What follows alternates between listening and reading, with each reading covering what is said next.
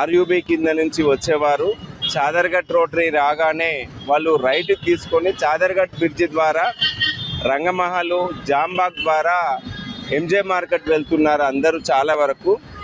అయితే ప్రయాణికులకు చేసే విజ్ఞప్తి ఏమిటంటే మార్నింగ్ అవర్స్లలో అంటే ఎస్పెషల్లీ అప్ టు 11:30 వరకు ఎస్ఏ బజారు, బేగం బజారు, అదేవిధంగా అఫ్జల్గంజ్లో మార్కెట్లో చాలా తక్కువ రద్దీ ఉండటం వల్ల ఆ రోడ్లో చాలా ఖాళీగా ఉంటుంది.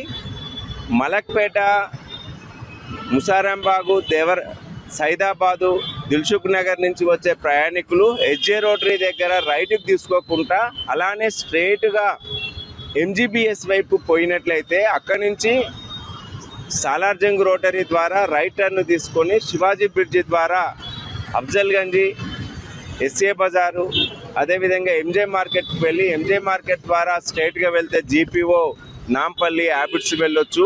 లెఫ్ట్ తీసుకుంటే నాంపల్లి, తాజ్ ఐలాండ్ ద్వారా లకిడికాపులు, అమీర్పేట, పంజగుట్ట ఇవన్నీ కూడా ఈజీగా వెళ్ళొచ్చు. దాదాపుగా వాళ్ళకు ఒక 10 నిమిషాల వరకు జర్నీ సేవ్ అవుతుంది. మా యొక్క వెహికల్స్లలో మేము తిరిగి ఆ టైంని చెక్ చేసి మేము ఈ విధంగా తెలియజేస్తున్నాము. ప్రయాణికులు దీన్ని దృష్టిలో ఉంచుకోగలరు.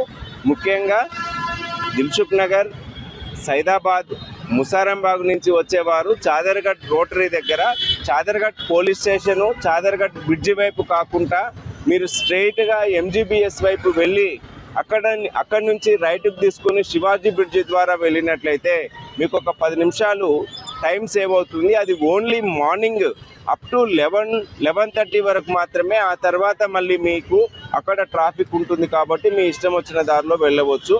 రిటర్న్ జర్నీ మాత్రం యాజ్ టీజ్గా మీరు ఏ విధంగా అయితే వస్తున్నారో ఆ విధంగానే రావచ్చు.